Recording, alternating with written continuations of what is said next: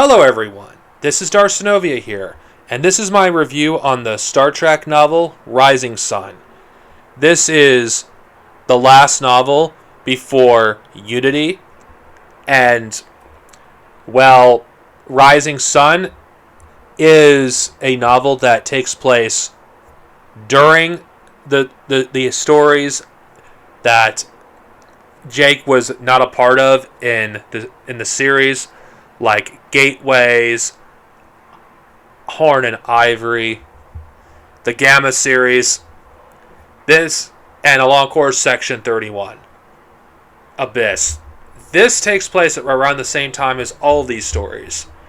And as a result, the placement, if you're going to read this chronologically, is after Lesser Evil. Even though it takes place before and it ends like shortly before Lesser Evil ends, I think from a reading perspective, trying to read things in order it just doesn't make sense. To read like Cathedral, then stop with Cathedral and read Rising Sun because it breaks the flow. Considering that this has really little to do with Lesser Evil, so for that sake, read this novel after you've read the rest.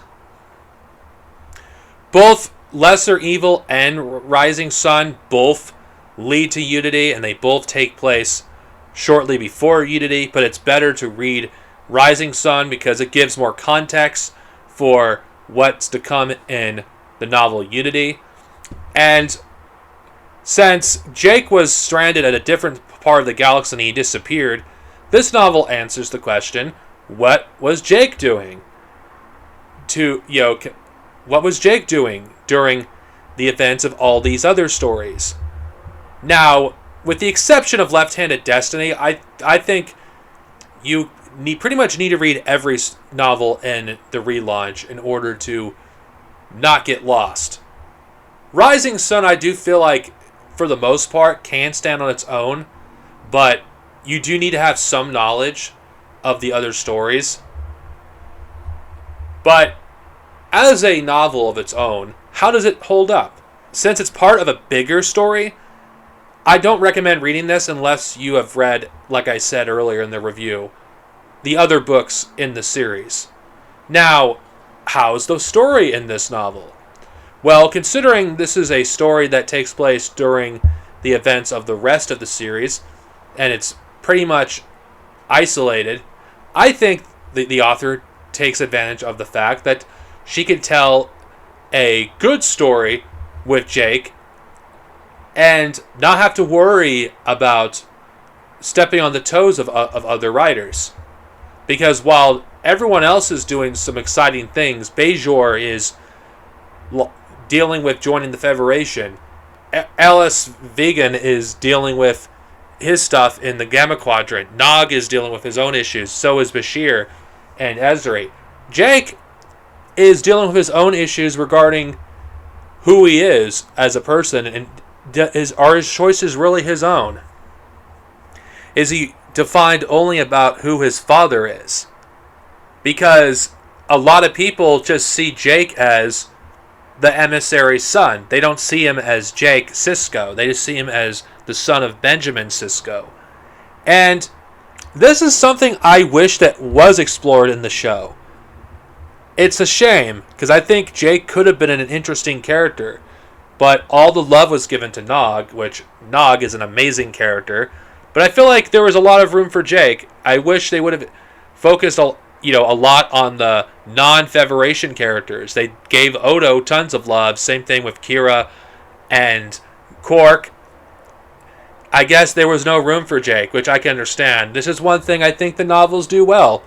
They give characters that the shows don't have enough time to focus on and actually explore them. This novel explores what Jake is going through, seeing him going through his own dilemmas, having him be forced in a position where he has to choose between doing the right thing or doing what he wants.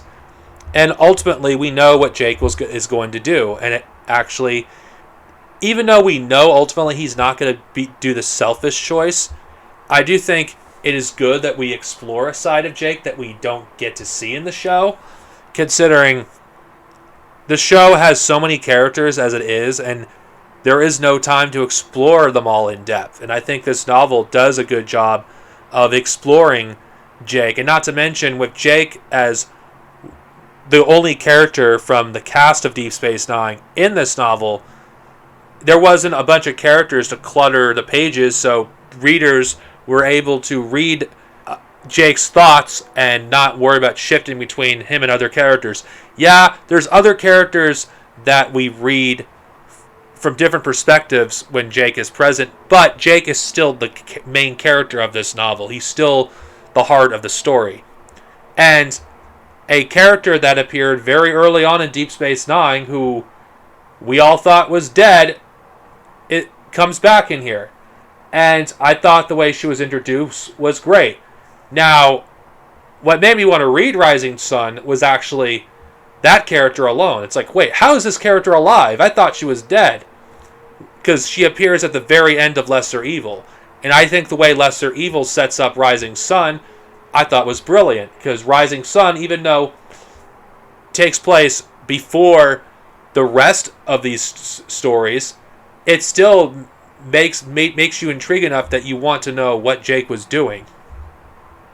And considering that all these novels are leading up to Unity, I think this novel did a great job of taking its time of establishing the characters that are introduced and reintroducing characters that were introduced earlier.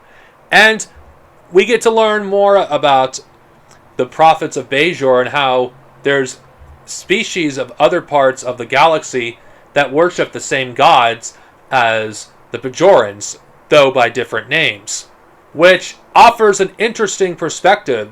Does this foreshadow what we're going to get in future books, like with the Cardassians? Do the Cardassians also worship the same gods as the Bajorans? I know someone's going to say none of this is even canon, so why does it matter? It's all fan fiction.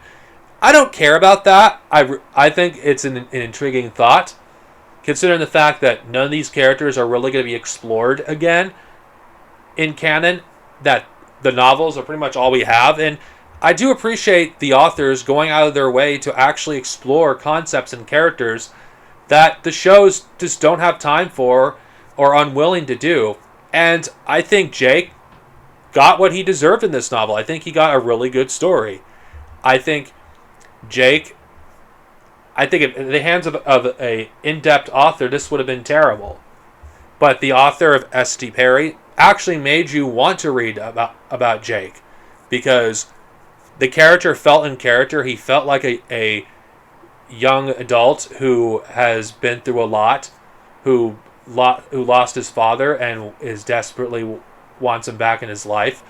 And at the end of the story, Jake accepts the fact that, he's not his father. He needs to be his own person. And at the end, Jake comes back feeling better than he did before his journey began. And I don't think he would have been able to develop Jake as well if other characters were present. And I think for the sake of this story, it works perfectly that Jake is the solo character that this novel focuses on. It's not often that we get characters, especially in Star Trek, that are a minor character in the show and have them have their own book. No, Jake wasn't a minor character. He did have his own character-centric episodes, but Deep Space Nine, let's be honest, the heart of the show was not Jake. It was the other supporting cast, such as Odo, Kira, Jadzia Dax, and various others. It's just there wasn't that much interesting stuff to do with Jake. And I give the author full credit for actually telling a compelling story with a character that I probably would not have told a story about or would have written if I was in their place. But I give him credit. I think Rising Sun is not as good as the other books in the relaunch, in my opinion, but I still would give it a good rating. If you've enjoyed everything else in the series, I would definitely check it out. Next time I review Star Trek novels, I'm going to be reviewing Unity. the last book of the first arc of the post-launch of Deep Space Nine. Anyway, folks, this is Darth Sinovia. May we live long and prosper, and see you guys next time with another Star Trek novel review. Thank you.